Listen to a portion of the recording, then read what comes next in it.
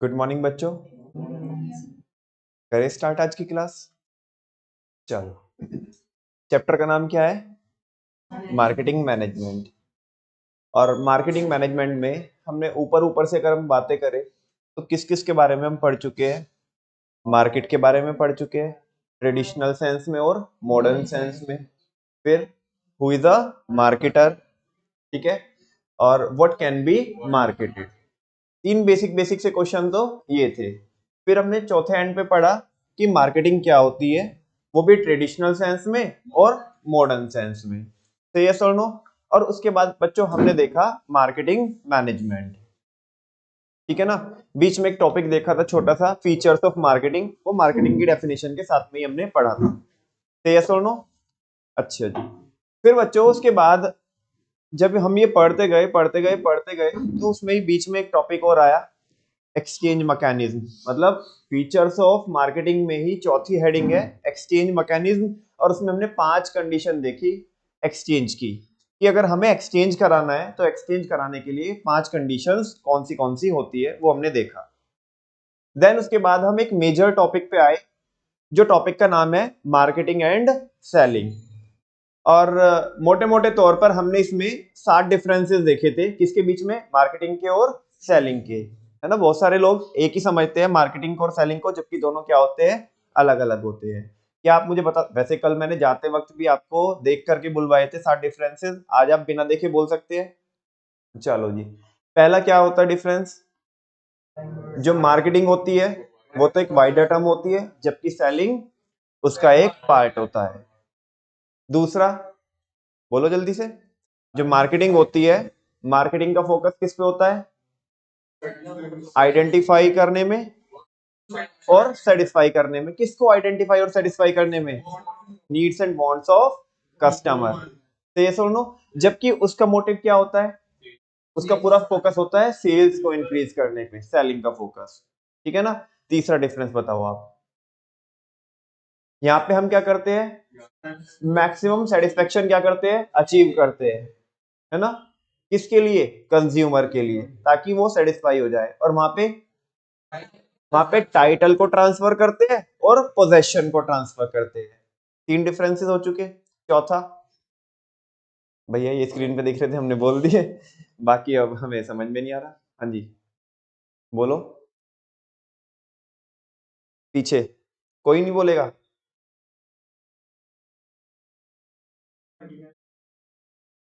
हाँ, मार्केटिंग की जो एक्टिविटीज होती है वो प्रोडक्शन से पहले चालू हो जाती है और कंटिन्यू रहती है किसके बाद भी? सेलिंग के बाद भी। जबकि सेलिंग खत्म हो जाती है सेल के बाद ही। जैसे ही प्रोडक्ट क्या हो गया? सेल हो गया, वैसे ही क्या हो जाएगी? हमारी सेलिंग खत्म हो जाएगी। 4 डिफरेंसेस हो गए। पांचवा, वेरी गुड, बोलिएगा। अदिति इधर आगे से आप बोलिए। हाँ जी। नहीं,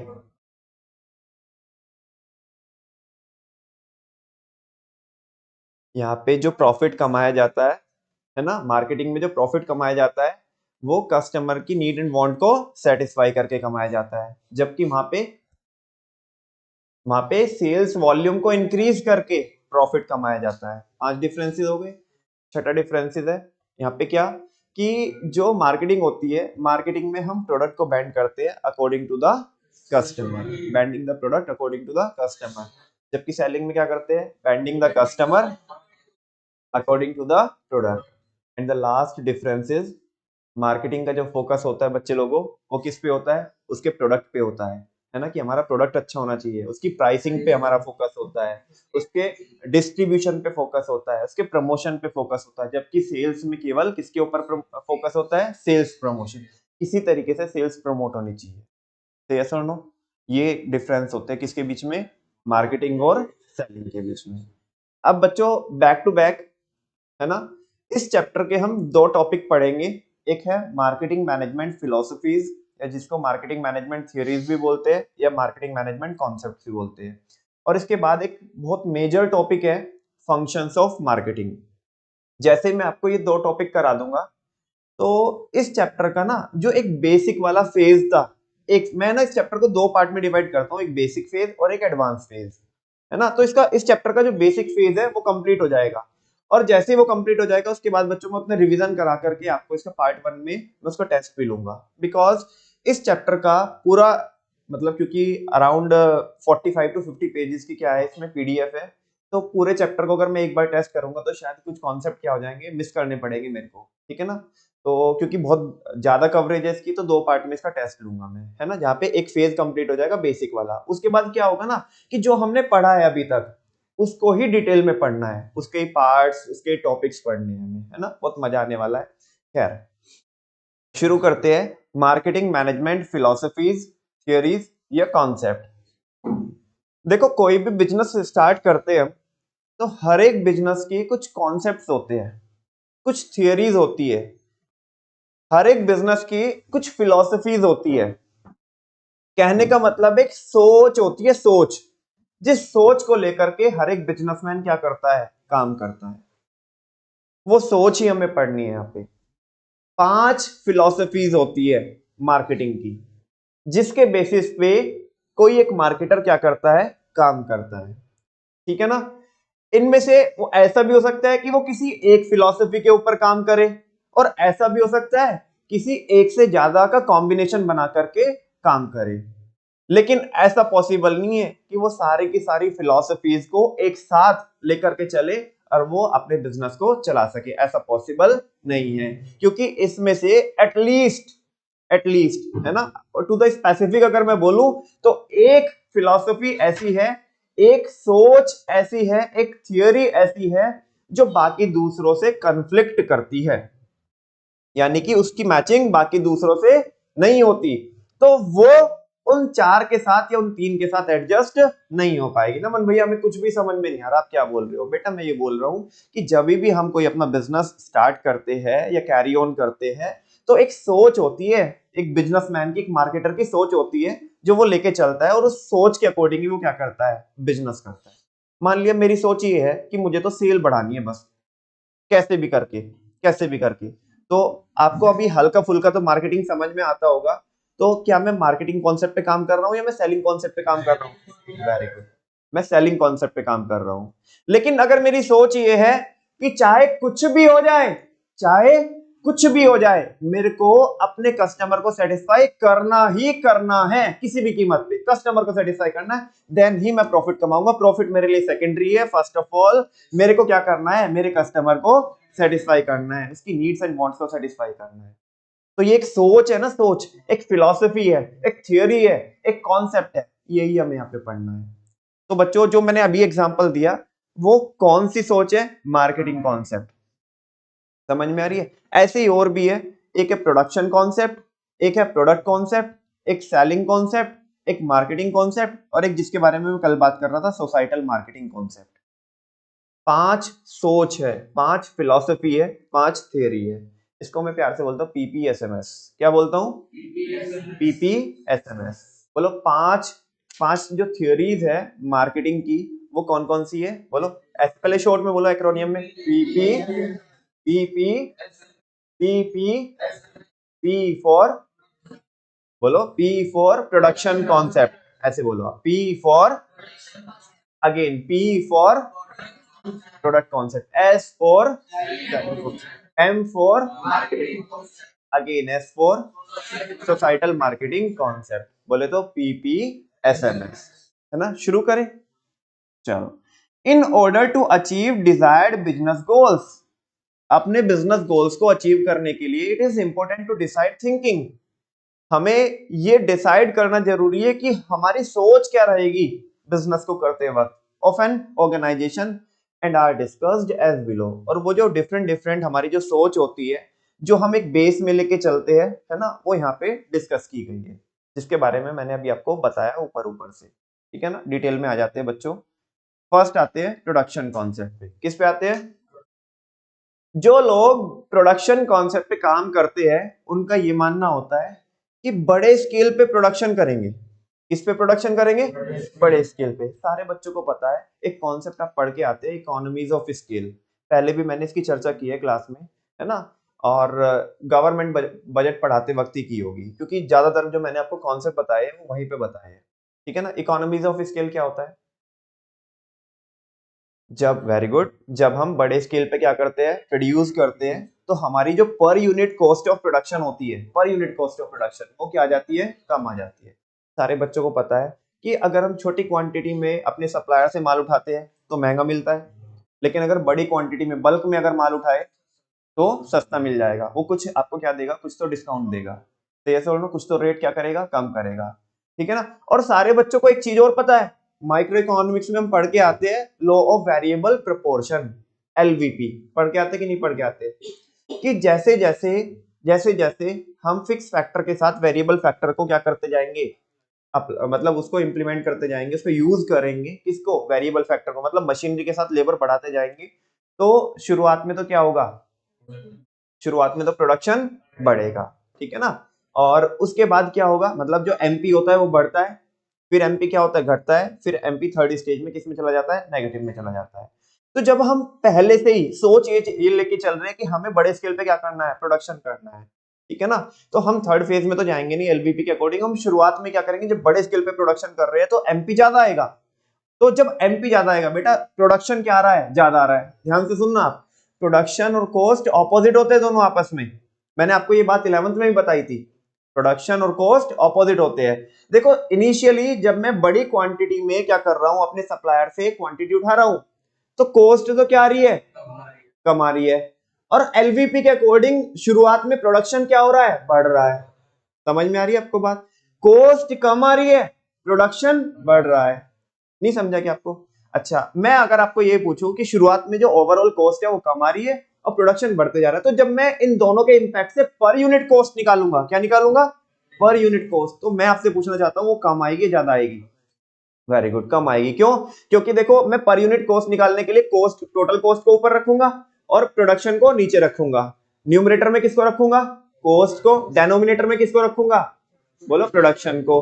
अब ध्यान से सुनो, न्यूमरेटर कम हो रहा है, न्यूमरेटर कम हो रहा है और डेनोमिनेटर बढ़ रहा है, तो दोनों का कंबाइंड इंपैक्ट, मतलब अगर खाली न्यूमरेटर भी कम होता है ना तो भी ओवरऑल फ्रैक्शन कम होके आएगा, यहाँ पे तो उल्टा हो क्या रहा है, न्यूमरेटर भी घट रहा है और डेनोमिनेटर क्या हो रहा है, बढ़ रहा है, तो जो ओवरऑल जो नंबर निकल के आएगा ना पर यूनिट कॉस्ट वाला, वो तो बहुत कम आएगा।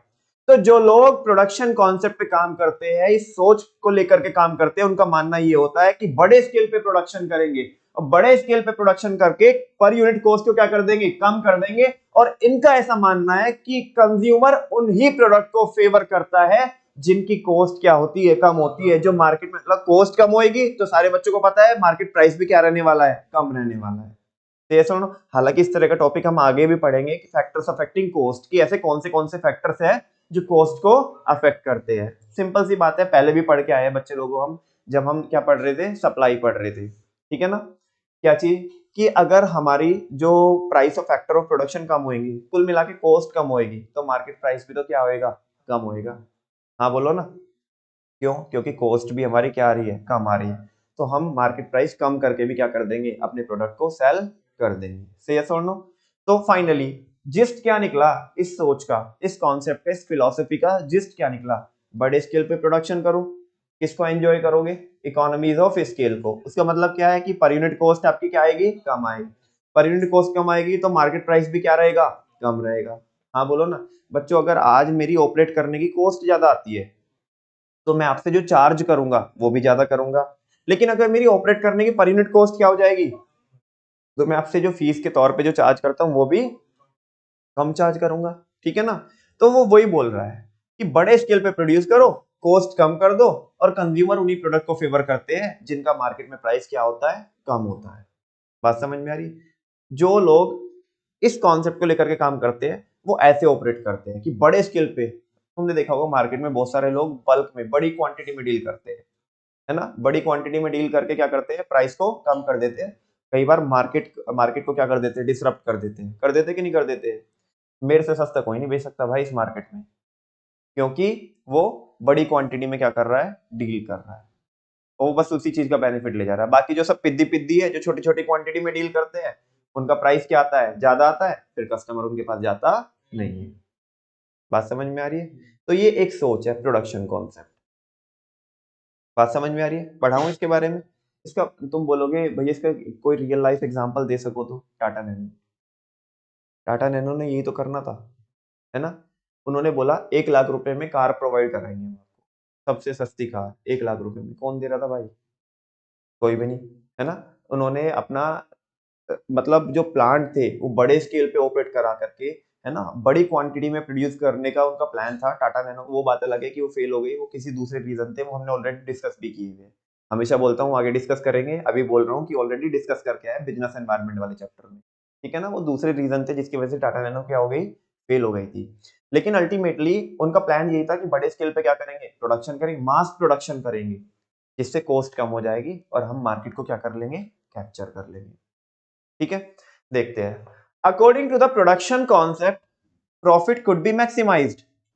प्रोडक्शन कॉन्सेप्ट के अकॉर्डिंग प्रॉफिट को मैक्सिमाइज कर सकते हैं by producing at a large scale, क्या करके, बड़े स्केल पे प्रोड्यूस करके, which result in reducing the per unit cost of production. बड़े स्केल पे प्रोड्यूस करेंगे तो जिसकी वजह से होगा क्या, जो हमारी पर यूनिट कॉस्ट ऑफ प्रोडक्शन है वो क्या हो जाएगी। पर यूनिट कॉस्ट ऑफ प्रोडक्शन तो समझ में आती है आपको, क्या, 1 यूनिट को बनाने की कॉस्ट, ठीक है ना। Under this concept it is believed that, इस कॉन्सेप्ट में ये माना जाता है, consumers would favour those product, consumer उन प्रोडक्ट को फेवर करता है which are widely available at an affordable price, कि जो प्रोडक्ट वाइडली अवेलेबल होता है, हर जगह अवेलेबल होता है, वो भी कम प्राइस में, अफोर्डेबल प्राइस में, जिसको वो क्या कर सके, अफोर्ड कर सके, वो उन्हीं को क्या करता है, फेवर करता है। ये कॉन्सेप्ट ऐसा बोल रहा है। लेकिन आप मुझे बताओ, क्या सारे कस्टमर ऐसे होते क्या? क्या मार्केट में सारे कस्टमर ऐसे होते हैं? अरे कल ही तो पढ़ा के आए हूँ आपको उधर। हाँ जी, there are two classes of customer, first one is price sensitive and the second one is quality sensitive. क्या मार्केट में क्वालिटी सेंसिटिव नाम की कोई चीज नहीं होती? ये तो किसको ही बोल रहा है, ये तो कह रहा है कि मार्केट में चिंदी लोग होते हैं, ये कॉन्सेप्ट बोल रहा है। मार्केट में चिंदी लोग होते हैं जो चिक चिक करते हैं, क्या सारे लोग ऐसे होते हैं क्या? क्वालिटी वाले भी होते हैं। बात समझ में आ रही है? तुम बोलोगे नमन भाई जब एक सोच थी मार्केट में अवेलेबल तो बाकियों की जरूरत पड़ी। अरे क्योंकि सारी, ये इस सोच के अकॉर्डिंग सारे लोग कवर नहीं हो रहे थे ना, सारे कस्टमर को कवर नहीं कर पा रहे थे ना, तो बाकी दूसरी फिलॉसफी की भी हमें जरूरत थी, है ना। अब देखो, अभी तक इसने क्या बताया, प्रोडक्शन कॉन्सेप्ट के बारे में बताया, ठीक है ना। अभी क्या बोल रहा है, however customers always do not prefer inexpensive and easily available product। Customer हमेशा किसको प्रेफर नहीं करते, इनएक्सपेंसिव और इजीली अवेलेबल प्रोडक्ट को प्रेफर नहीं करते। पूरी मार्केट में हम जैसे गरीब कोई ना होते हैं, वर्मा जी भी तो होते हैं, हमारे जैन साहब भी तो होते हैं। हाँ जी, हाँ, हमारे वर्मा जी और जैन साहब भी तो है ना, जो ऐसे प्रोडक्ट को कभी फेवर नहीं करेंगे जो वाइडली अवेलेबल हो और उसका प्राइस भी क्या हो, कम हो। तो यस और नो, उन्हें क्या चाहिए, क्वालिटी, क्या चाहिए। और जैसे ही क्वालिटी का हम नाम लेते हैं तो अगली फिलॉसफी एक्टिवेट हो जाती है, प्रोडक्ट कॉन्सेप्ट। आपको समझ में भी आ रहा होगा कि प्रोडक्शन में और प्रोडक्ट में क्या फर्क है। प्रोडक्शन में बोल रहा है कि बड़े स्केल पे प्रोडक्शन करके कॉस्ट कम करके मार्केट को कैप्चर कर लेंगे, समझ में आ रही है बात। लेकिन प्रोडक्ट कॉन्सेप्ट में वो बात करते हैं कि हम अपने प्रोडक्ट को जितना बेहतर हो सकता है उतना बेहतर बनाएंगे। तो ये सुनो, हाँ बोलो ना। और इस मायनों में तो तुम सारे, मतलब जो तुम सारे यहाँ पे बैठ, मैं तो क्योंकि इसी पे काम करता हूँ प्रोडक्ट कॉन्सेप्ट पे, तो तुम सारे इसी सोच के कस्टमर हो, है ना। तुम सारे अभी के टाइम पे इसी सोच के कस्टमर हो। लेकिन जिन मायनों में मैंने बोला था वो समझ गए, किन मायनों में मैंने बोला उन दोनों के नाम लिया था, ठीक है ना। खैर, हाँ जी, इसका एग्जांपल तो आपको समझ में आ गया, मैंने बोल ही दिया, टाटा नैनो। बात करते हैं किसकी, प्रोडक्ट कॉन्सेप्ट की। जो लोग प्रोडक्ट कॉन्सेप्ट को बेस में लेके चलते हैं, जिनकी फिलॉसफी प्रोडक्ट होती है ना, वो हर एक कोशिश करते हैं अपने प्रोडक्ट को बेटर एंड बेटर बनाने के लिए, ठीक है ना। वो कॉन्टिन्यूस इनोवेशन उनके खून में होता है, कॉन्टिन्यूस इनोवेशन उन लोगों के खून में होता है कि हमें क्या करना है, कुछ क्या करना है, पहले से नया करना है। बात समझ में आ रही है? तो वो हमेशा अपने प्रोडक्ट को बेहतर बनाते हैं, क्योंकि इनका मानना ये होता है कि कस्टमर उन्हीं प्रोडक्ट को फेवर करेंगे जिनकी क्वालिटी सुपीरियर होती है। बात समझ में आ रही है? और मार्केट में बहुत सारे कस्टमर ऐसे होते हैं जिनको क्वालिटी चाहिए होती है, जो केवल प्राइस के पीछे नहीं भागते। तो ये सुनो, देख लो यहाँ पे product concept. Those companies who believe in this concept believe that, जो कंपनीज कॉन्सेप्ट पे बिलीव करती है उनका मानना ये है कि consumers favour those product consumer उन प्रोडक्ट को फेवर करते हैं विच ऑफर सुपीरियर क्वालिटी, जिन प्रोडक्ट की क्या होती है, सुपीरियर क्वालिटी होती है, उनकी परफॉर्मेंस बेस्ट एंड बेस्ट होती है और उसके फीचर सबसे अलग ही होते हैं, यूनिक फीचर्स होते हैं। उन्हीं प्रोडक्ट को कंज्यूमर क्या करते हैं, फेवर करते हैं। जो लोग इस कॉन्सेप्ट पे काम करते हैं उनका ऐसा मानना होता है। The main focus of this concept is on product quality. ऊपर भी तो यही बोल रहा था, ऊपर किस पे फोकस था, प्रोडक्शन पे, और वो भी बल्क प्रोडक्शन पे। यहाँ पे फोकस किस पे है, प्रोडक्ट की क्वालिटी पर। एक एक नंबर में क्वेश्चन पूछ सकता है कि what is the main focus of production concept, तो आप बोलोगे बल्क प्रोडक्शन, ठीक है ना। वो बोलेगा what is the main focus of product concept, तो इसका मेन फोकस किस पे होता है, प्रोडक्ट क्वालिटी पर, ठीक है ना। Under the product concept profit could be maximise. देखो प्रॉफिट तो वहां पे भी हम क्या कर सकते थे, इंक्रीज कर सकते थे। कौन सी सोच को लेकर के, बोलो ना, बोलो। सेलिंग की बात तो अभी बात ही नहीं की मैंने, प्रोडक्शन की बात की। किसकी बात की, वहां पे भी प्रॉफिट को बढ़ा सकते थे। कैसे, प्राइस को कम करेंगे और ज्यादा बेचेंगे। जब ज्यादा बेचेंगे तो ज्यादा पैसा कमाएंगे। यहाँ पे कह रहा है कम बेच लेंगे भाई, लेकिन एक नंबर बेचेंगे, ठीक है ना। क्योंकि भाई क्वालिटी देंगे, है ना, जब क्वालिटी देंगे तो भले एक कस्टमर से प्रॉफिट ले लेंगे, हम कम कस्टमर से प्रॉफिट लेंगे, लेकिन ऐसा नहीं चिक चिक। हमने कई बार देखा कुछ डॉक्टर्स होते हैं जैसे, उनके यहाँ पे बहुत भीड़ रहती है, क्योंकि उनकी जो प्रेस्क्रिप्शन जो फीस रहती है वो कम रहती है ना। उनका हिसाब नहीं, कोई दिन में वो 200 पेशेंट क्या कर दे, वो देख ले, 300 पेशेंट देख ले, है ना। बात समझ में आ रही है ना, ऐसा। लेकिन कुछ डॉक्टर्स का फिक्स रहता है, क्या फिक्स रहता है कि पूरे दिन भर में 40 ही पेशेंट देखेंगे, जो ओपीडी होगी वो 40 ही पेशेंट की होगी, लेकिन उनकी फीस होती है 2-2 हजार रुपए, 1500 रुपए। हाँ बोलो ना, ठीक है ना। अब वो जो पहले वाले जहाँ पे 200-300 देखे, वहां पे एक पेशेंट अंदर गया नहीं, वो पीछे जो बाहर खड़ा है वगैरह, वो बाहर निकल, बहुत टाइम हो गया, ठीक है ना। डॉक्टर को भी लग रहा है, कह रहे हैं भाई सर पे चढ़ जाएंगे, वरना 300 लोगों को देखना ही देखना है ना। तो वो भी टाइम देखना, आपने देखा होगा, एक्सपीरियंस किया होगा, वो भी टाइम क्या करता है, कम अलॉट करता है। लेकिन अगर जिसके पास, जिसकी एक मतलब जिसका ये फोकस रहता है कि नहीं मेरे को भले ही कम पेशेंट में क्या करूं, ओपीडी में देखूं, लेकिन तसल्ली के साथ देखूंगा, प्रॉपर टाइम अलॉट करके, तो वो तुम्हारे से चार बातें पूछता है, तुम्हारे से होता। कई बार तो ऐसा लगता है कि यार बहुत अच्छे से डॉक्टर साहब ने सारी बातें पूछी, है ना। किसी ऐसे के पास जाओ जो पूछता नहीं है कुछ भी, बोले यार क्या फायदा हुआ, अंदर गए बाहर आए, हम बोलते रह गए, उसने कुछ सुना भी नहीं, ठीक है ना। तो सबकी अपनी अपनी सोच होती है, ठीक है ना। तो जैसे वो प्रोडक्शन कॉन्सेप्ट वाली है, तो प्रोडक्शन कॉन्सेप्ट वाली वो है कि बड़े स्केल पे हम देखें, ज्यादा ज्यादा पेशेंट को ट्रीट कर लेंगे, एग्जांपल के तौर पे बता रहा हूं मैं, है ना, मतलब बाकी कोई इंटेंशन नहीं है मेरी। तो डॉक्टर वो ज्यादा लोगों को देखेगा तो पैसा फिर भी वो इतना आ जाएगा। लेट सपोज वो क्या करते हैं, एक बंदे से 50 रुपए क्या करते हैं, चार्ज करते हैं एक प्रेस्क्रिप्शन के, और दिन में 300 पेशेंट देखते हैं वो। बात समझ समझ में आ रही है, तो कितना हो गया, 1500 हो गया, 15,000 हो गया। बात समझ में आ रही है, कोई डाउट तो नहीं है। अच्छा, दूसरे डॉक्टर की फीस कितनी है, मान लिया 750 रुपए है, कितनी है, 750 रुपए। वो कह रहे टेंशन नहीं है, 20 ही पेशेंट देखेंगे बस, कितना हो गया, हाँ बोलो। 15,000 तो रेवेन्यू इधर भी कलेक्ट किया, 15,000 तो इधर भी कलेक्ट किया, से यस और नो, हाँ बोलो ना। अच्छा, लेकिन तुम्हें कोई सोच में फर्क नजर नहीं आ रहा, ऊपर ऊपर कौन सी सोच पे काम हो रहा है, प्रोडक्शन कॉन्सेप्ट पे, मतलब बड़े स्केल पे क्या करेंगे, हम डील करेंगे एक दिन में। यहाँ पे प्रोडक्ट कॉन्सेप्ट, क्वालिटी वाइज चार बातें उससे पूछेंगे, वो कुछ पूछेगा तो उसे बताएंगे भी, ऐसा नहीं कि वो इधर अंदर आया, बाहर वाला बाहर निकल, बहुत टाइम हो गया, ठीक है ना, ऐसा नहीं है। समझ में आ रही ना बात।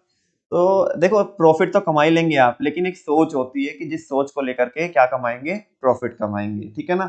आज आप भी डिसाइड कर लेना कि आप भी अपनी लाइफ में काम करोगे तो कौन सी सोच को लेकर के आप काम करोगे, ठीक है। Under the product concept profit could be maximise, profit को मैक्सिमाइज कर सकते हैं आप, and management can attract new customer, और मैनेजमेंट नए कस्टमर को भी अट्रैक्ट कर सकती है बाय मेकिंग कॉन्टिन्यूअस इनोवेशन, क्या करके, कॉन्टिन्यूअस इनोवेशन करके, ठीक है ना, अपने प्रोडक्ट में वैल्यू जनरेट करके, वैल्यू एड ऑन करके। हाउएवर, लेकिन अब देखो इस, अभी तक इस वाले कॉन्सेप्ट को इसने ऊपर चढ़ाया ना, अभी नीचे उतारेगा, ठीक है ना। अब इसकी बेइज्जती करेगा, लिमिटेशन बताएगा इस कॉन्सेप्ट की, तभी तो अगली वाली सोच पे जाएंगे हम, ठीक है। However, customer may not buy a product just because it is of higher quality unless they need it. मुझे तो नहीं चाहिए आईफोन, मेरा तो काम वैसे ही चल रहा है, तो मैं क्यों ही खर्च करूँ 1.5 लाख रुपए। हाँ बोलो ना, बात समझ में आ रही ना, मैं क्यों खर्च करूँ 1.5 लाख रुपए, तो काम ऐसे ही चल रहा है। ठीक है, तो ये वही कह रहा है। However, customer may not buy a product. Customer एक प्रोडक्ट को इसीलिए बाय नहीं करेगा just because it is of higher quality, कि वो जस्ट हायर क्वालिटी का है, मुझे तो जरूरत है ही नहीं इसकी, जिस दिन जरूरत पड़ेगी, जिस दिन जरूरत लगेगी कि हाँ नहीं इसके बगैर काम नहीं चलेगा अभी, तो खरीद लेंगे अनलेस दे नीड इट। बात समझ में आ रही है ना। फॉर एग्जाम्पल एप्पल आईफोन, वो किस पे काम, वो प्रोडक्शन पे काम करते हैं, तू भी आ जा तू भी आ जा तू भी आ जा, सबको बेच देंगे, ठीक है ना, पैसा कमा लेंगे, एक बार आ जा, ऐसा कोई ना होता है। ठीक है ना, कस्टमर खुद हो के जाता है उधर, उसे अगर चाहिए तो, है ना। क्वालिटी वाले जाते हैं, छपरी लोग जाते हैं उधर, क्वालिटी वाले जाते हैं। बात समझ में आ रही है, इसे ये और नो। लेकिन मतलब आजकल ऐसा हो रहा है लोगों ने, मतलब जो छपरी है छपरियों ने उसे क्या बना दी। चलो ठीक है, आपको दो कॉन्सेप्ट समझ में आए क्या? बोलो, अरे आते कि समझ में कुछ हाँ है ना, कुछ तो बोलो ना। नेक्स्ट है बच्चे लोगों, सेलिंग कॉन्सेप्ट। कौन सा कॉन्सेप्ट है? Selling concept. नटशेल में बताऊं, इसमें चिपकाना है, ठीक है ना, चाहे वो फेयर तरीका हो चाहे अनफेयर तरीका, तुम लेने कुछ भी आओ, सुनो ना, सुनो ना, तुम लेने कुछ भी आओ, लेकिन लेके वो जाओगे जो हम चाहते हैं। बात समझ में आ रही है? हाँ बोलो ना। जो लोग सेलिंग कॉन्सेप्ट पे काम करते हैं, जो लोग सेलिंग कॉन्सेप्ट पे काम करते हैं, है ना, उनका ऐसा मानना होता है कि चिंटी आके बोलेगी लॉरियल तुम क्लिनिक प्लस पे अड़े रहना।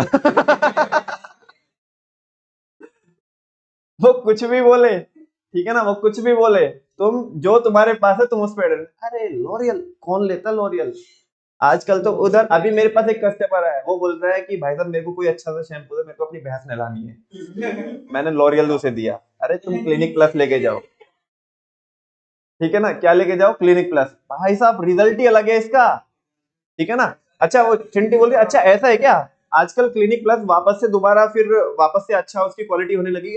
मैडम हम कह रहे हैं ना आपको, आप टेंशन ही मतलब, हम है ना इधर, कोई प्रॉब्लम होगी तो इधर आना, ठीक है ना, हम कह रहे हैं आप लेके तो जाओ एक बार।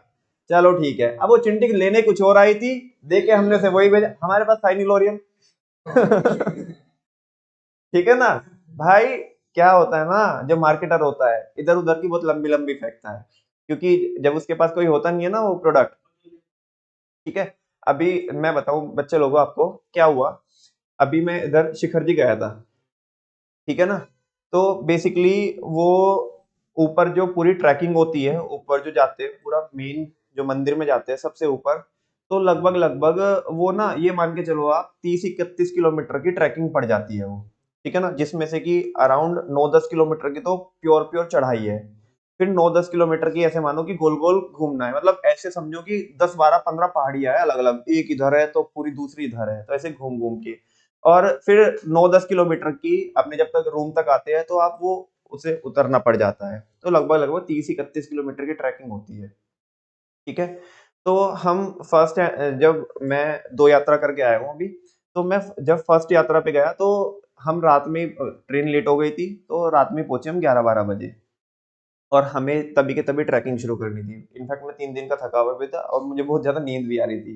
तो हम क्या होता है, तो वहां पे वो एक तो लकड़ी लेनी होती है जिसके सहारे ऊपर चढ़ना होता है, ठीक है ना, और दो रहती है सॉक्स रहती है, एक पैरों के लिए और एक घुटनों के लिए, ठीक है ना। अब वो क्योंकि सारी दुकानें बंद हो चुकी थी, अब एक दुकान खुली हुई थी उस टाइम पे, तो उसके पास वो जो पैरों की सॉक्स थी वो उसने वो तो दे दी उसने, है ना, हमने बोला कि भैया घुटनों की सॉक्स भी दो आप, ठीक है ना। वो कह रहे हैं अरे भैया जरूरत ही नहीं है, तुम तो जवान लोग हो, ये तो बुड्ढे वगैरह को जरूरत होती है इसकी, तो ये तो बुड्ढे वगैरह को जरूरत होती है, तुम्हें जरूरत नहीं है इसकी, तुम तो ऐसे ही मतलब ठीक है, कोई दिक्कत नहीं होगी तुम्हें। तो अब लेट भी हो रहा था, दुकानें कोई खुली हुई थी, हम उसकी बातों में आ गए, जबकि हालांकि मैं ऑलरेडी 5 यात्रा कर चुका हूँ, उस टाइम मेरी 6th यात्रा थी वो, तो मैंने सोचा चल ठीक है इस बार एक बार ट्राई करते हैं, जब ऐसा बोल रहा था फिर जरूरत नहीं है, मतलब यार ऐसा दुकानदार कौन होगा जो खुद ही क्या कर रहा है, हमारे पैसे बचाने की बात कर रहा है, तो चल चलो ठीक है। लेकिन यार जब हमने उधर पहाड़ पे चढ़ना चालू किया, तो थोड़ी देर बाद ही क्या हुआ कि हमारी हालत खराब हो गई। नहीं नहीं, वो नहीं हुआ, प्रॉब्लम ये है कि वो जो जो घुटनों की वो होती है ना, तो वो पूरा कवर करके रखती है, लेकिन अदरवाइज अगर हम वैसे चढ़ते हैं तो जो पैर की जो नस है ना वो वाइब्रेट करने लगी भाई, आगे पैर आगे रखो, रखा पीछे जा रहा है। और केवल मेरे साथ ही नहीं ऐसा हो रहा, हमारे ग्रुप के 11 बंदे थे, 11 के 11 के साथ ऐसा हो रहा है ना, जबकि ऐसा पहले कभी हुआ नहीं। मेरे को समझा कि उसने सेलिंग कॉन्सेप्ट लगा दिया, कह रहे भैया है नहीं तो हमारे पास कुछ भी, जरूरत ही नहीं है तुम्हें ये और वो, कि बस ये लेके जाओ, इससे काम पड़ जाएगा, ठीक है ना। नेक्स्ट टाइम हमने वो जब अगली यात्रा पे जाना था एक दिन के ब्रेक से, तो हमने फिर वो ली और उस दिन कोई प्रॉब्लम नहीं हुई। तो मेरे को समझा कि मैं सेलिंग कॉन्सेप्ट का शिकार हो गया। हाँ जी, बिल्कुल, ठीक है ना। तो सेलिंग कॉन्सेप्ट में आप लेने कुछ भी आए, हम देंगे वो जो हम देना चाहते हैं, यस और नो, यानी कि bending the customer according to the product, ठीक है ना। चलो देखते हैं। According to this concept it is assumed that, इस कॉन्सेप्ट के अकॉर्डिंग ये माना जाता है, goods are not bought, goods खरीदे नहीं जाते, but have to be sold, उन्हें बेचना पड़ता है। ऐसे नहीं कि तुम आओगे भैया और तुम क्या कर लोगे, बस जो मेरे पास है तुम वही खरीदोगे। जो वो कह रहा है कि ये कॉन्सेप्ट बोल रहा है कि जो मेरे पास है भाई, गुड्स अपने आप खरीदा नहीं जाता, हमें बेचना पड़ता है, तो हमें एफर्ट डालने पड़ेंगे, ठीक है ना। Therefore aggressive selling and promotional technique, मतलब वो तो देखो बहुत फैंसी वर्ड लिखे हुए हैं, अगर मैं आपको आपकी लैंग्वेज में बताऊं तो वो कह रहा है कि बहुत बतौलेबाजी करनी पड़ती है, ठीक है ना। वो कह रहे हैं कि देयरफॉर एग्रेसिव सेलिंग, बहुत जबरदस्त आपको सेलिंग टेक्निक लगानी होगी और प्रमोशनल टेक्निक लगानी होगी, विल इन्फ्लुएंस, वो ही चीज क्या कर पाएगी, इन्फ्लुएंस कर पाएगी एंड मोटिवेट कर पाएगी कस्टमर को टू बाय अ प्रोडक्ट, कि हाँ ये जो जो सेलर बोल रहा है कि क्लिनिक प्लस ही आज के टाइम में इसके माफिक कोई नहीं है, ये ही बढ़िया है। लॉरियल कौन ले रहा है, लॉरियल, है ना। वो वैसे भी उसने एग्जाम्पल ऐसा दे दिया तो वो अब आप एक बार अपने आप को कंपेयर करेगी तो खुद ही डर जाएगी चिंटी, ठीक है ना। The focus of this concept is selling what you have, इस कॉन्सेप्ट का फोकस किस पे होता है, सेलिंग व्हाट यू हैव, या सेल व्हाट यू हैव, वो बेचो जो तुम्हारे पास है, ना कि वो जो वो लेने आया है, ठीक है ना। That is selling by hook और क्रूक, मतलब जबरदस्ती, ठीक है ना, कैसे भी करके, है ना, बाय यूजिंग फेयर और अनफेयर मींस, फेयर और नो। आगे वो कह रहे हैं अंडर दिस कॉन्सेप्ट, सुनो ना, under this concept firm achieve their objective of profit maximisation, इस कॉन्सेप्ट के अकॉर्डिंग फर्म अपने प्रॉफिट को मैक्सिमाइज कर सकती है बाय यूजिंग फेयर और अनफेयर ट्रेड प्रैक्टिसेस। तभी तो फिर हमें कंज्यूमर प्रोटेक्शन पढ़ना जरूरी हो जाता है, जो हम पढ़ के आए हैं, तो यस और नो। सेलर कुछ भी करता है, फेयर और अनफेयर तरीके यूज करता है, तो हमें फिर किसके बारे में पता होना चाहिए, अपने राइट्स के बारे में पता होना चाहिए, अपनी रिस्पॉन्सिबिलिटीज के बारे में पता होना चाहिए। लेकिन एक बात और बता दो बच्चे लोगों, इस कॉन्सेप्ट को यूज करने वाले लोग जिनके खून में ये सोच रहती है सेलिंग कॉन्सेप्ट की, वो शॉर्ट रन में तो सक्सेसफुल हो जाएंगे, उन्हें लगेगा कि हमारा मजा आ गया, हमने देखो किसको बना दिया, है ना, कस्टमर का बना दिया हमने। लेकिन लॉन्ग टर्म में कस्टमर आने वाला नहीं है, और जब लॉन्ग टर्म में कस्टमर आएगा नहीं तो आप भी लॉन्ग टर्म में टिक नहीं पाएंगे। से यस और नो, कोई डाउट है क्या। अगले बुलेट में ये लिखा है, by following this concept an organisation can succeed in the short run, इस कॉन्सेप्ट को फॉलो करके एक ऑर्गेनाइजेशन शॉर्ट रन में तो उसे सक्सेस मिल जाएगी, but can not survive in the long run, लेकिन आप लॉन्ग रन में सर्वाइव, लंबे टाइम तक बिजनेस नहीं कर पाओगे, since customers once wrongly persuaded, लेकिन क्योंकि अगर आपने कस्टमर को एक बार गलत तरीके से क्या कर दिया, परसुएड कर दिया, can spoil the image of the firm, वो आपके फर्म की इमेज को क्या कर देगा, उसके पास भाई मत जाना, उसने मेरे को गलत प्रोडक्ट चिपका दिया था। समझ में आ रही है बात, ठीक है। नेक्स्ट है बच्चों इस चैप्टर की जान, मार्केटिंग कॉन्सेप्ट, मतलब हर एक चीज जो हम पढ़ रहे हैं वो इसी के लिए पढ़ रहे हैं। मार्केटिंग कॉन्सेप्ट का फोकस एक ही चीज पे होता है कि कस्टमर की नीड एंड वांट्स को आइडेंटिफाई करो और फिर उनको सेटिस्फाई करो बेटर देन द कॉम्पिटिटर, है ना। सबसे बेहतर तुम कस्टमर की नीड एंड वांट को क्या करो, सेटिस्फाई करो, यही क्या है मार्केटिंग कॉन्सेप्ट का जिस्ट है, ठीक है ना। चलो देखते हैं। According to this concept firms can achieve the objective profit maximisation, firm profit maximisation के ऑब्जेक्टिव को क्या कर सकती है, अचीव कर सकती है, क्या करके, by analysing the needs and requirement of their present and potential customers. Jain साहब क्या बोल रहा है।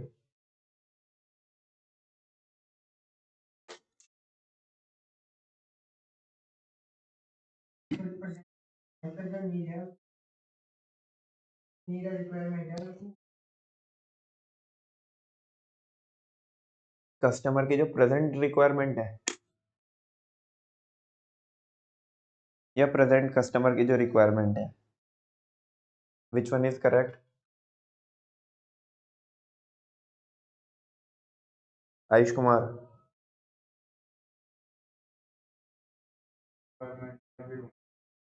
या जो पोटेंशियल कस्टमर है उसकी जो रिक्वायरमेंट है प्रेजेंट की भी बात कर रहा है, यानी कि अरे अगर मैं ये बोलूं मार्केट की तो बात कर रहा है, क्योंकि मार्केट क्या है? Market is a set of actual and, यहाँ पे एक्चुअल बायर कौन है? जो प्रेजेंट बायर है, जो प्रेजेंट कस्टमर है, और पोटेंशियल की वो बात ही कर रहा है। तो वो कह रहा है कि मार्केट की नीड को आपको क्या करना है? एनालाइज करना है और उसे क्या करना है? सेटिस्फाई करना, इफेक्टिवली क्या करना है? सेटिस्फाई करना। सारे बच्चे पूरा का पूरा बुलेट पढ़ो एक बार अपने मन में, फिर आगे चलते हैं।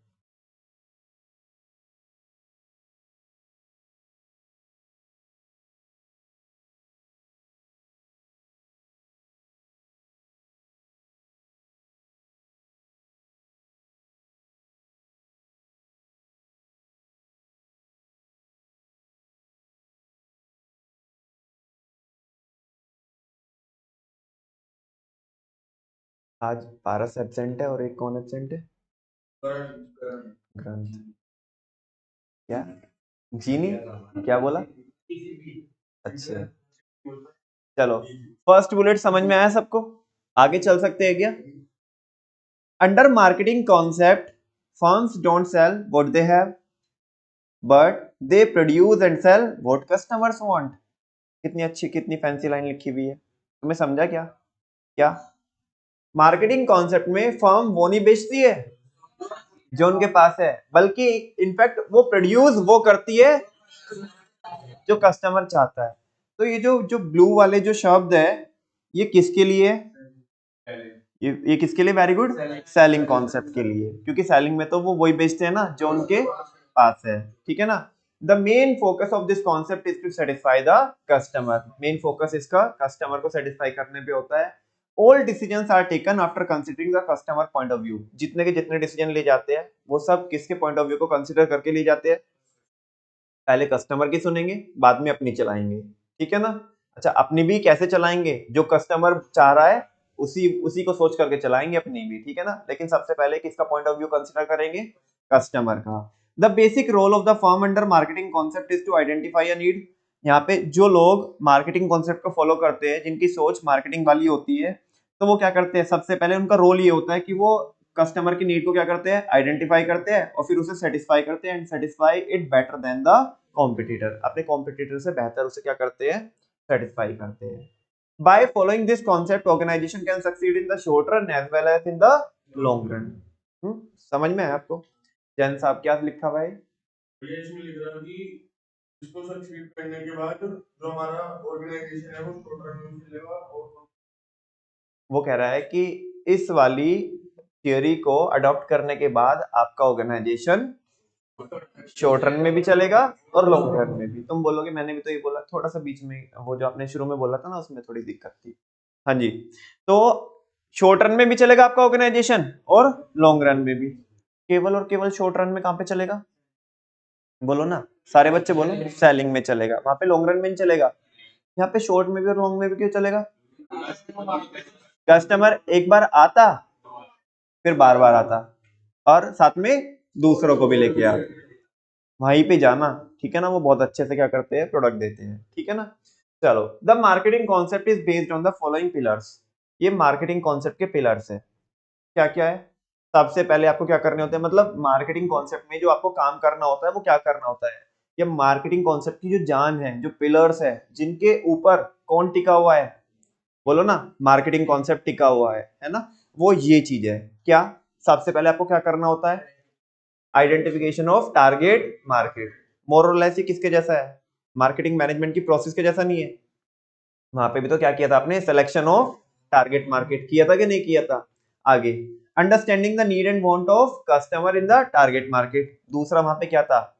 हमें डिमांड क्या करनी थी? क्रिएट करनी थी।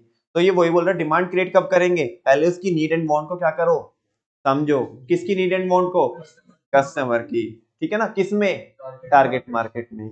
फिर क्या है? डेवलपमेंट ऑफ प्रोडक्ट, फिर प्रोडक्ट को क्या करो? डेवलप करो, और services for satisfying the needs of the target market, ताकि हम टारगेट मार्केट की नीड्स को क्या कर सके? पहले मार्केट को सेलेक्ट करो, फिर कस्टमर की नीड को आइडेंटिफाई करो, नीड एंड वांट को, फिर प्रोडक्ट को क्या करो? डेवलप करो। लॉजिकल है, इलॉजिकली कुछ भी चल रहा है? भाई ऐसे तो करेंगे, मार्केट को आइडेंटिफाई करो, फिर मार्केट की नीड को आइडेंटिफाई करो, नीड एंड वांट को, फिर अपने प्रोडक्ट को क्या करो? डेवलप करो, और फिर क्या बोल रहे हैं? डेवलप करके satisfy need of the target market better than the competitor, सामने वाले की नीड एंड वांट को सेटिस्फाई करो, किससे बेहतर? और फाइनली जब तुम ये काम कर लोगे तो बाय प्रोडक्ट में क्या आएगा? प्रॉफिट आएगा। प्रॉफिट के बारे में फर्स्ट हैंड में मत सोचो, पहले आपके माइंड में प्रॉफिट नहीं होना चाहिए। मार्केटिंग कॉन्सेप्ट ये बोलता है पहले सामने वाले को सेटिस्फाई करो, पहले सामने वाले को सेटिस्फाई करो, जब आप सेटिस्फाई करोगे तो प्रॉफिट तो खुद ब खुद आएगा। तो ये बोल रहा है earning profit through customer satisfaction. इतनी बात समझ में आती है बच्चे लोगों आपको? चलो, लास्ट थियरी है, लास्ट फिलॉसफी है societal marketing concept. Societal marketing concept ये बोलता है कि ब्लाइंडली किसको फॉलो मत करो? मार्केटिंग कॉन्सेप्ट को फॉलो मत करो। कस्टमर, वो छोटे छोटे बच्चे बोलेंगे कि मेरे को गांजा चाहिए, तो क्या गांजा दे दोगे आप? वो बोलेंगे मेरे को अफीम चाहिए, क्या अफीम दे दोगे आप? वो बोलेंगे मेरे को ड्रग्स चाहिए, मेरे को रहा नहीं जाता, ठीक है ना? मेरे को तड़प है, ठीक है ना? तो हाँ, तो ऐसे कोई ना कि कुछ भी भाई देखो, मार्केटिंग कॉन्सेप्ट क्या बोलता है? कस्टमर की नीड एंड वांट को क्या करो? आइडेंटिफाई करके सेटिस्फाई करो। वो तो कुछ भी बोलेंगे ना, तो तुम कुछ भी कर दोगे? नहीं। साथ में सोसाइटल हमने यहाँ पे क्या किया? वर्ड एड ऑन किया, मतलब मार्केटिंग तो लग जाए, मार्केटिंग कॉन्सेप्ट तो लग जाए, लेकिन साथ में ख्याल किसका भी रखना है? कहीं ऐसा ना हो कि सामने वाले की डिमांड ऐसी हो कि जिससे सोसाइटी बिगड़ रही हो। समझ में आ रही है आपको बात? तो हम ये कह सकते हैं क्या? Societal marketing concept is the extended version of या extended portion of marketing concept. हाँ बोलो ना। अगर मार्केटिंग को ही थोड़ा आगे बढ़ा दिया जाए, एक्सटेंड कर दिया जाए, तो कौन सा कॉन्सेप्ट निकल करके आता है? सोसाइटल मार्केटिंग, जहां पे वो सोसाइटी के फेवर की भी बात करता है कि जो चीज कस्टमर के लिए सही हो, कहीं ऐसा ना हो कि वो सोसाइटी एज अ होल के लिए क्या हो? गलत हो। तो आपको कुछ भी वो काम नहीं करना है just because of marketing concept. मतलब ऐसा मत हो जाओ कि मार्केटिंग कॉन्सेप्ट कितने भक्त बन जाओ कि तुम इसको, ये तुम्हें इस चीज का ख्याल ही ना रहे कि सोसाइटी के लिए क्या चीज सही है और क्या चीज गलत है। आप मार्केटिंग को फॉलो करो, अच्छी बात है ना? और मैं कह रहा हूं सबसे अच्छा कॉन्सेप्ट ही यही है, आपको मार्केटिंग कॉन्सेप्ट फॉलो करना चाहिए, बट अलोंग विद द, किसका कंसिडरेशन होना चाहिए आपके माइंड में? हाँ, सोसाइटी का, कि सोसाइटी के लिए ये चीज सही है या गलत है। समझ में आ रही है बात? देखते हैं। हालांकि इधर से मेरे को ये जो इसका एग्जांपल देख ले रहे हो ना आप, इधर ये कट करना पड़ेगा, नालायक है ये, झूठ मूठ में लोगों को गुमराह करते हैं, ठीक है? हाँ जी, देखो, societal marketing concept emphasizes that along with customer satisfaction, जो सोसाइटल मार्केटिंग कॉन्सेप्ट है वो एम्फेसाइज करता है, वो फोकस करता है किस पे? कि along with the customer satisfaction, किसके साथ साथ? कस्टमर सेटिस्फेक्शन के साथ साथ due importance should be given to the welfare of the customer and society. आपको किसके वेलफेयर के बारे में भी सोचना चाहिए, किसके भले के बारे में भी सोचना चाहिए? सोसाइटी और कस्टमर के, कि कहीं ये कह तो रहा है, कहीं ये तो नहीं है नादान से पता ही नहीं है कि इसमें मेरा सही हो रहा है या गलत हो रहा है ना? आप तो मार्केटर हो, आपको ये क्या करना है? ड्यू केयर देनी है कि इस चीज से इसका सही होगा या गलत होगा। आपको कुछ भी ऐसा काम नहीं करना है जिससे सोसाइटी का गलत हो। It is so it is so because any activity, वो कह रहे हैं कि ऐसा इसलिए क्योंकि कोई भी activity which satisfy human needs, जो ह्यूमन नीड को क्या करती है? सेटिस्फाई करती है, कैन बी डेट्रीमेंटल। डेट्रीमेंटल मतलब जो नुकसान पहुंचाए, हार्मफुल, ठीक है ना, to the interest of society. एक चीज जो किसी एक कस्टमर के लिए सही है लेकिन वो सोसाइटी के लिए क्या है? गलत है। सही है वो भी गलत है, ठीक है ना? At large which can not be justified, इसको जस्टिफाई नहीं किया जा सकता। बात समझ में आ रही है? अब मान लिया, अब एक बच्चा बोले कि भैया आप मार्केटिंग कॉन्सेप्ट पे काम करते हो, मैं बोलूंगा हाँ। आप बोलोगे कि आप प्रोडक्ट कॉन्सेप्ट पे काम करते हो, हाँ मैं करता हूँ। अच्छा, मैं आपको एक सवाल और पूछूं उसके पहले, क्या मार्केटिंग कॉन्सेप्ट का और प्रोडक्ट कॉन्सेप्ट का कॉम्बिनेशन हो सकता है? हाँ हो सकता है, हो सकता है ना? क्या मार्केटिंग का और सेलिंग का कॉम्बिनेशन बन सकता है? नहीं बन सकता। क्या प्रोडक्ट का और सेलिंग का बन सकता है? नहीं बन सकता है। सेलिंग का किसी के साथ नहीं बन सकता। समझ में आ रही ना? सेलिंग का बस एक के साथ बन सकता है, प्रोडक्शन के साथ। किसके साथ? प्रोडक्शन के साथ। बात समझ में आ रही है? कोई डाउट तो नहीं है? अच्छा, एक और पूछूं क्या? प्रोडक्ट कॉन्सेप्ट और मार्केटिंग कॉन्सेप्ट और सोसाइटल मार्केटिंग कॉन्सेप्ट, तीनों पे एक साथ वर्क कर सकते हो क्या? कर सकते हैं। ठीक है ना? अब जैसे मैं कह रहा हूं कि मेरी सोच ये तीनों को मिला करके ही बनती है रियलिटी में। ठीक है ना? अब एक बच्चा मेरे को बोले भैया तुम मार्केटिंग कॉन्सेप्ट पे काम करते हो क्या? मैंने बोला हाँ। तो बोला एक काम करो ना, इधर तुम भी सुट्टा लगाओ हम भी सुट्टा लगाएंगे, दो दो दम मारेंगे, ठंड हो रही है। बोलो ना। हाँ बोलो ना। दो दम तुम मारो और हम भी मारेंगे। कहाँ है यार ये पढ़ाई लिखाई में क्या रखा है? नालायक, कान के नीचे तो लगेगा ना घुमा के, अभी पता पड़ेगा। इधर देखो यहाँ पे क्या लिखा है आगे, मेरे लिए लिखिए line. It means the company should not blindly follow the goal of customer satisfaction. Customer को सेटिस्फाई करने के लिए क्या क्या इधर मुजरा करोगे अभी मैं? नालायक। अरे तुम तो कुछ भी बोलोगे रे, कि कुछ भी कीजिएगा। नहीं कीजिएगा। ब्लाइंडली फॉलो नहीं करना है किसको? The goal of customer satisfaction. ठीक है कस्टमर को सेटिस्फाई करेंगे, लेकिन जिस डोमेन में करना है उसमें करेंगे ना। तुम ऐसे कोई ना कुछ भी लाके अपनी इधर डिमांड रख, कल आज ये बोल रहे हो कल कुछ और बोलोगे। ठीक है, समझा क्या आपको? तो वो कह रहे हैं कि जो चीज कस्टमर के लिए शायद सही हो सकती है, अब वो उसी को लग रहा है, लग ही रहा है बस उसको कि मेरे लिए सही है ना? एक्चुअल में उसके लिए गलत है और सोसाइटी के लिए तो गलत है ही है। ठीक है ना? For example, a company should not produce anything. एक कंपनी को कुछ भी ऐसा प्रोड्यूस नहीं करना चाहिए say for drugs, liquor, opium, hemp, narcotic, just to satisfy a customer. किसको सेटिस्फाई करने के लिए? तो जितनी भी ये जो लिकर शॉप है ना, या जितने भी जो ड्रग्स प्रोवाइडर है ना, तो ये सब इस कॉन्सेप्ट पे काम करते ही नहीं है, बिकॉज वो तो बिल्कुल ऑल टुगेदर डिफरेंट डायरेक्शन में क्या कर रहे हैं, काम कर रहे हैं। ठीक है ना? हाँ जी। This concept aims to bring a balance between customer satisfaction.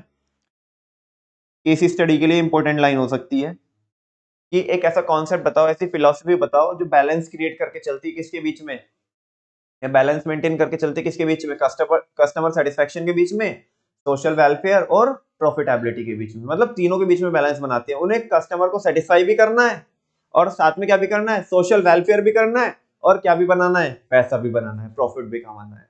बात समझ में आ रही है? हाँ बोलो ना।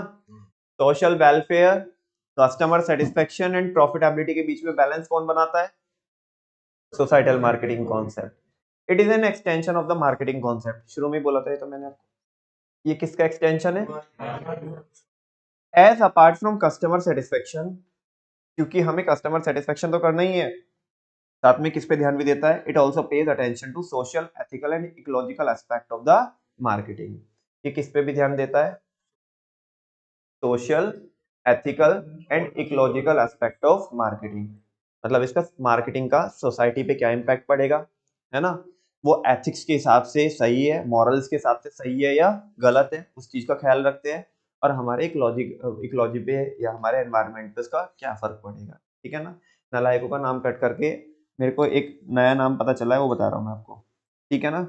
जो प्योर प्योर मतलब उनकी जो प्रोडक्ट है ना, वो इकोलॉजी को ध्यान में रख के होते हैं, सोसाइटी को ध्यान में रख के होते हैं, मॉरल्स को ध्यान में रख के वो प्रोडक्ट अपने बनाते हैं। एक ऑर्गेनाइजेशन है शांति धारा, आपने नाम नहीं सुना होगा। ठीक है ना? इनके प्रोडक्ट्स देखना आप, और अगर आपको चाहिए भी तो आप ऑनलाइन वगैरह भी ऑर्डर कर सकते हैं। और इनका एक एक पैसा सोसाइटी की भलाई के लिए होता है। और खासकर जो बेसिकली इनके जितने भी प्रोडक्ट होते हैं ना, जो गौशाला होती है, ठीक है ना, वहां पे ये क्या करते हैं, गाय वगैरह जो होती है उनको क्या करते हैं, उनको फीड करते हैं, और बहुत अच्छे से फीड करते हैं ड्यू केयर के साथ। और उनसे जो प्रोडक्ट मिलते हैं, ठीक है ना, मतलब जो भी उनसे आउटकम मिलता है उन्हें, उनकी हेल्प से ये बहुत सारे प्रोडक्ट बनाते हैं, स्किन प्रोडक्ट भी बनाते हैं, है ना, मतलब कॉस्मेटिक वाले फील्ड में। और बाकी अगर आपको इसमें एक और चीज है, जो लोग जेल वगैरह में रहते हैं ना, जो लोग जेल में बंद रहते हैं, तो उनको ऐसे सुधारने का काम ये ऑर्गेनाइजेशन करता है। कैसे कि उन लोगों को जेल के अंदर ही रोजगार दे के रखा है, ठीक है ना। और जैसे आपको कपड़े वगैरह चाहिए पहनने के लिए, आप मार्केट से भी खरीदते हैं, है ना, थोड़े महंगे होते हैं इनके प्रोडक्ट, बिकॉज क्योंकि वो मैनुअल उससे बने हुए होते हैं, LIT टेक्निक को यूज करके बने होते हैं, लेबर इंटेंसिव टेक्निक को यूज करके बने होते हैं। क्योंकि जैसे मैंने आपको बताया कि जो लोग जेल में बंद रहते हैं, बहुत सारे लोग सुधरे भी ऐसे, है ना, जिन्होंने बड़े बड़े क्राइम किए ना, और उनको ऐसे एम्प्लॉयमेंट दिया इन्होंने जेल के अंदर ही, इनको सारी चीजें, तो इनसे क्या हुआ है, ये लोग सुधरे भी है, जो 20-20 हजार रुपए 30-30 हजार रुपए कमा रहे हैं उधर रह करके, जेल में रह करके कमा रहे हैं, तो ये लोग सुधर गए ऑल टुगेदर कि भाई अब नहीं करेंगे हम क्राइम, जब हम 20-30 हजार रुपए कमा रहे हैं तो हम क्यों ही क्राइम करना हमें, ठीक है ना।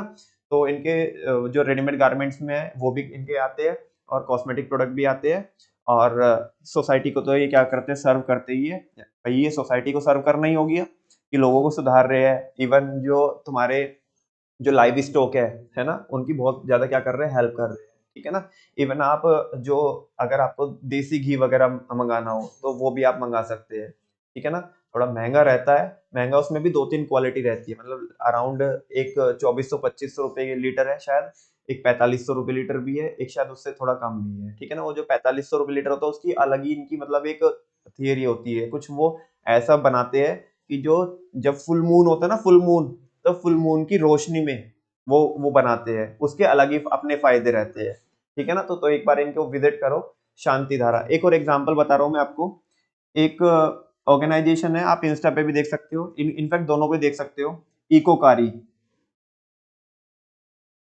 इकोकारी, शायद स्पेलिंग मिस्टेक रह सकती है, लेकिन आप ऑर्गेनाइजेशन देख लेना। ये क्या करते हैं, जो प्लास्टिक के रैपर्स होते हैं, जो आपके, ये आप बेसिकली चिप्स, कुरकुरे या बाकी जितने भी स्नैक्स होते हैं, है ना, उनके जो रैपर्स होते हैं वो कलेक्ट कराते हैं।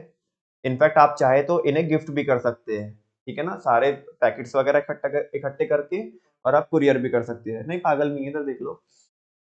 वो क्या करते हैं कि इनके बैग्स वगैरह बनाते हैं, ठीक है ना, उनको छोटे छोटे उनके स्ट्रिप्स बना करके उनके बैग्स वगैरह बनाते हैं, ठीक है ना। और वो एक तो प्रॉफिट भी बना रहे हैं, है ना, दूसरा सोसाइटी का भी ध्यान रख रहे हैं, बिकॉज सोसाइटी में से जो प्लास्टिक के पैकेट्स हैं वो क्या कर रहे हैं, खत्म कर रहे हैं, ठीक है ना। और साथ में आपको प्रोडक्ट भी दे रहे हैं, कस्टमर को भी क्या कर रहे हैं, सर्व कर रहे हैं। तो ये दो ऑर्गेनाइजेशन कैसे यहाँ पे नाम लिख लेना, ठीक है बच्चों। इधर से मैं चेंज कर दूंगा, पहले मैं बताता था ये पतंजलि के प्रोडक्ट, है ना, लेकिन जब से पता पड़ा कि बाबा रामदेव ने गुमराह किया है तो इनफैक्ट हमने कंज्यूमर प्रोटेक्शन में पढ़ा था, ठीक है ना। खैर, last bullet of this topic बच्चों, this concept aims at the long term welfare of the society. ये जो कॉन्सेप्ट है ये सोसाइटी के लॉन्ग टर्म वेलफेयर पे क्या करता है, फोकस करता है। इसका मकसद होता है कि सोसाइटी का क्या हो, लॉन्ग टर्म वेलफेयर हो। तो ये नो, बात समझ में आती है बच्चों। Thank you very much. आज हमारा ये टॉपिक पूरा हो जाता है, मार्केटिंग मैनेजमेंट फिलोसफीज, जिसको हम प्यार से क्या बोलते हैं, PPSMS। PP, P for production concept, P for, S for, M for, S for। Thank you very much बच्चों, आज के लिए इतना ही करते हैं, बाकी करेंगे कल।